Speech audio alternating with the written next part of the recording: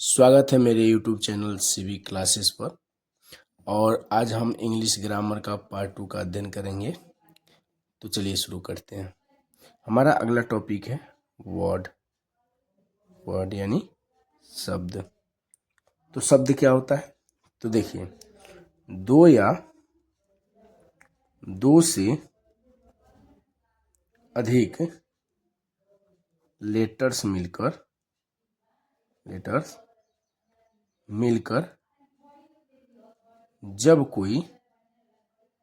जब कोई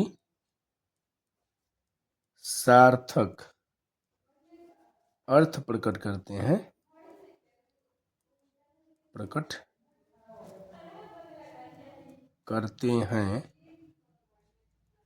तो वह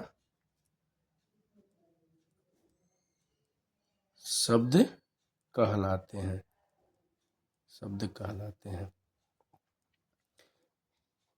क्या हुआ डेफिनेशन? यानी शब्द क्या है, वर्ड क्या है? दो या दो से अधिक लेटर। जब दो या दो से अधिक लेटर मिलकर कोई सार्थक अर्थ जब प्रकट करते हैं तो क्या कहलाते हैं? शब्द कहलाते हैं, यानी वर्ड कहलाते हैं। जैसे मान लीजिए कि जी है और प्लस कोई लेटर है वो है। अब ये दोनों मिलकर एक सार्थक शब्द बनाएंगे गो। इसका मतलब होगा जाना। ठीक है।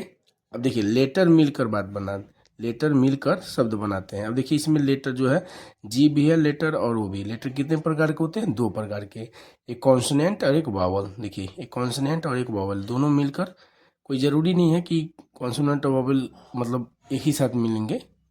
कई बार अलग अलग एक ही साथ वावेल हो सकते हैं, कॉन्सोनेंट हो सकते हैं। इस तरह से मिलकर बनते हैं। तो जैसे गो है, जी और वो मिलके क्या बनाए? गो। ठीक है। तो कोई सार्थक अर्थ प्रकट कर रहा है। जी मन गो मन है जाना। तो क्या हो गया?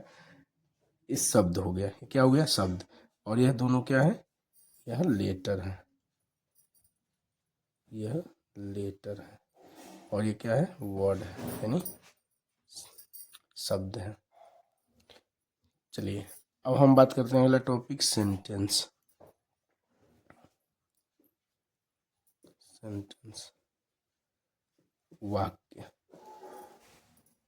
वाक्य क्या होता है?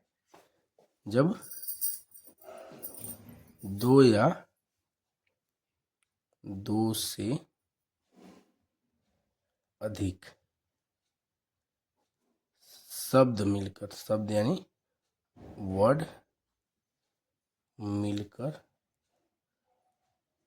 कोई निश्चित या सार्थक अर्थ प्रकट करते हैं तो वह सेंटेंस यानी वाक्य कहलाता है। जैसे देखिए, जब दो या दो से अधिक शब्द मिलकर, इसमें क्या था? वर्ड में था कि लेटर मिलकर। वाक्य में क्या है? जब दो या दो से अधिक शब्द मिलकर कोई निश्चित या सार्थक अर्थ प्रकट करते हैं तो क्या कहलाते हैं? सेंटेंस यानी वाक्य कहलाते हैं। जैसे देख लीजिए, एच ही, एच और ई क्या हो गया? ही प्लस जी ओ, ये क्या हो गया? गो। क्या हो गया? He goes. देखिए, ही एक शब्द है, गोज एक शब्द है, और दोनों मिलकर एक वाक्य बना दिए, ही गोज, यानी वह जाता है।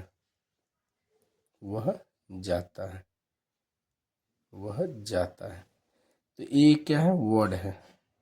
और ये क्या है? वर्ड है। और दोनों वर्ड मिलकर एक क्या बना दिए? सेंटेंस बना दिए।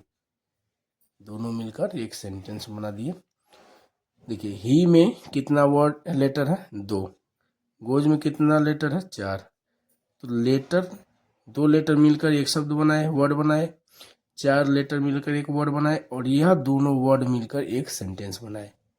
तो क्या हुआ, जब दो या दो से अधिक शब्द मिलकर कोई निश्चित या सार्थक अर्थ प्रकट करते हैं तो वह सेंटेंस कहलाता है।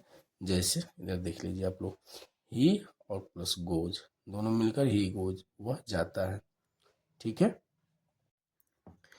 अब हम बात करते हैं part of sentence, parts of sentence यानी वाक्य के भाग, वाक्य के भाग। देखिए पार्ट यानी भाग, भाग क्या होता है, यानी कि जो वाक्य बना है उस वाक्य को बनने में कौन कौन से चीजें शामिल हैं।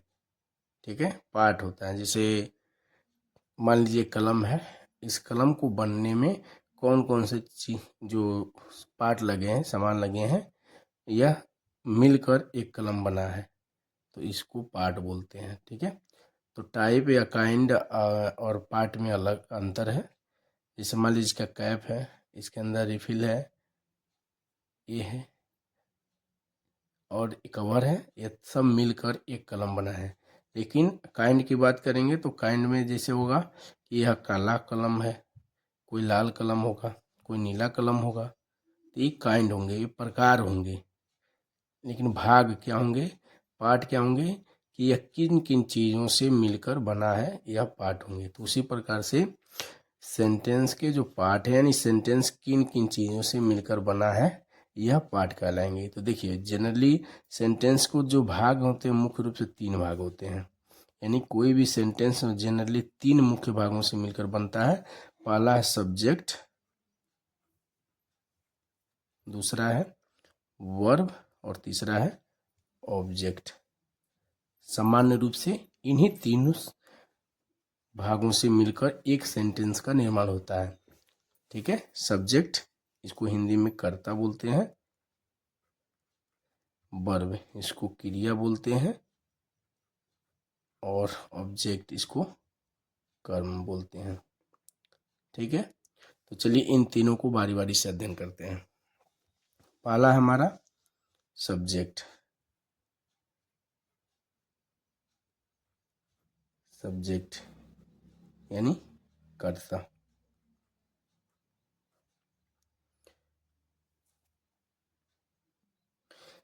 तो कर्ता क्या होता है, सब्जेक्ट क्या होता है, तो वह व्यक्ति या वस्तु, वह व्यक्ति या वस्तु जो वाक्य में क्या करता है, क्रिया करता है, क्रिया करता है, कर्ता कहलाता है। ठीक है, तो देखिए इसको याद करने का एक मूल मंत्र है कि 3 बार आप कर्ता कर्ता कर्ता कह लीजिए, आपको कर्ता याद हो जाएगा। कर्ता जो कार्य करता है वही करता है। कर्ता कौन है, जो वाक्य में कार्य करता है वही करता है। तो कर्ता जो करता है वही करता है, इस तरह से भूलेगा नहीं। ठीक है, सब्जेक्ट क्या है, कर्ता क्या है, वह व्यक्ति या वस्तु जो वाक्य में क्या करता है, क्रिया करता है, यानी जो कार्य करता है वह क्या कहलाता है, कर्ता कहलाता है। ठीक है, जैसे जैसे राम गोज, राम जाता है। देखिए राम गोज, अब राम जाता है, इसमें जाने का जो क्रिया है किसके द्वारा हो रहा है, तो राम के द्वारा हो रहा है। तो राम क्या है, करता है, यानी कि सब्जेक्ट है। क्या है, सब्जेक्ट है। ठीक है, अब अगर हम बात करते हैं क्रिया की, यानी वर्ब की, क्रिया, क्रिया की। ठीक है, देखिए, जो शब्द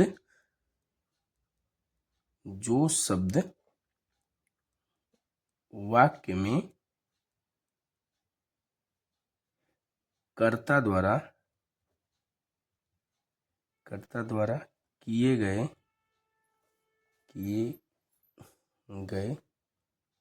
कार्य को दर्शाता है, क्रिया कहलाता है। क्रिया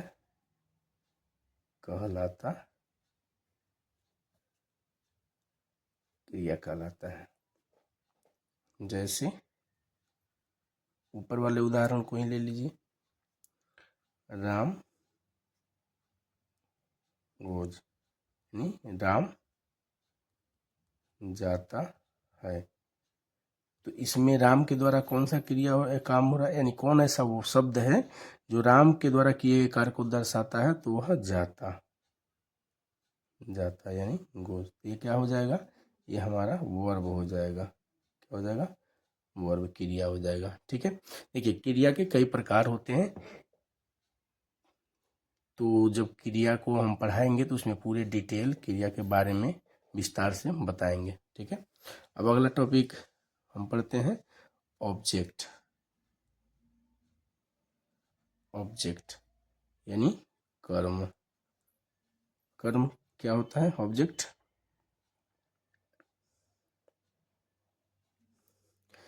तो ऑब्जेक्ट होता है कि वह शब्द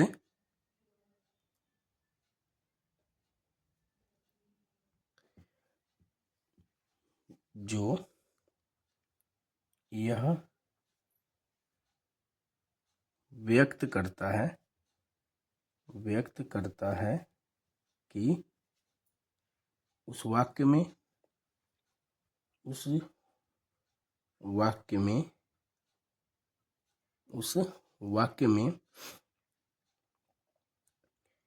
व्यक्ति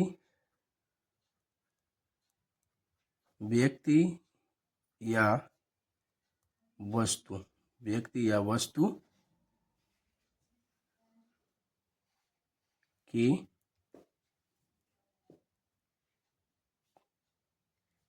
क्रिया पर प्रभाव पड़ा है।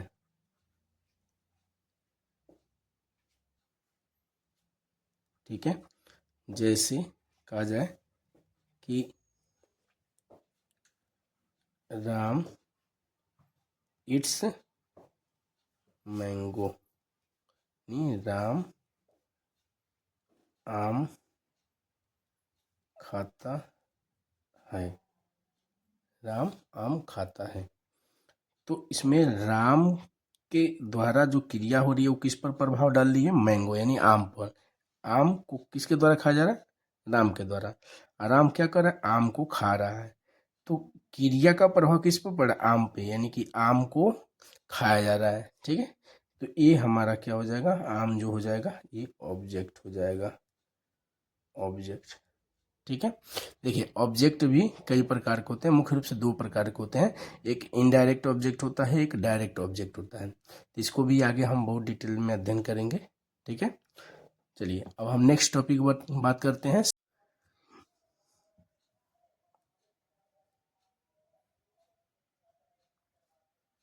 टाइप्स ऑफ सेंटेंस,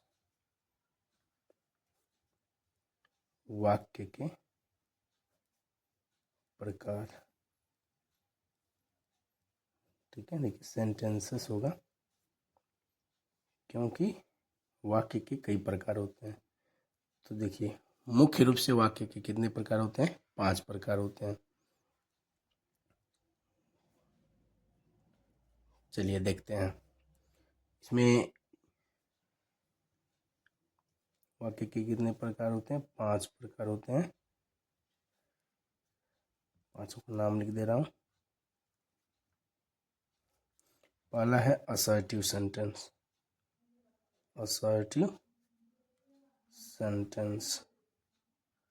दूसरा है इंट्रोगेटिव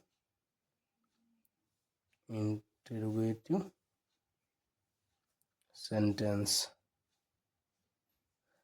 तीसरा है इम्परेटिव सेंटेंस, इम्परेटिव सेंटेंस।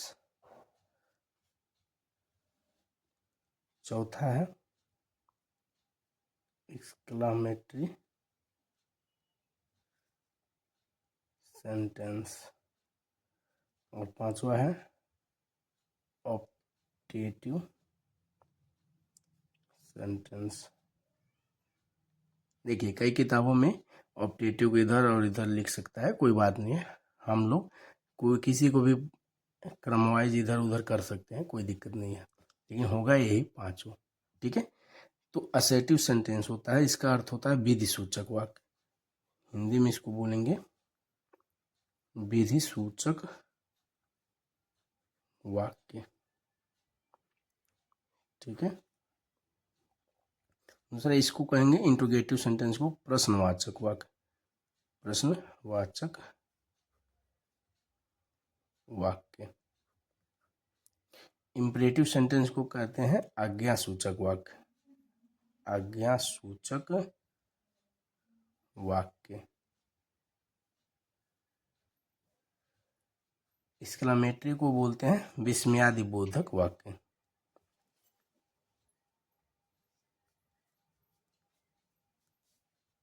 विस्मयादि बोधक वाक्य। और ऑप्टेटिव सेंटेंस को बोलते हैं इच्छा बोधक वाक्य, इच्छा बोधक वाक्य। तो बस आज के लिए बस इतना ही। कल हम लोग टाइप्स ऑफ सेंटेंस के इन पांचों प्रकार को और विस्तार से अध्ययन करेंगे। ठीक है, मिलते हैं नेक्स्ट वीडियो में। धन्यवाद।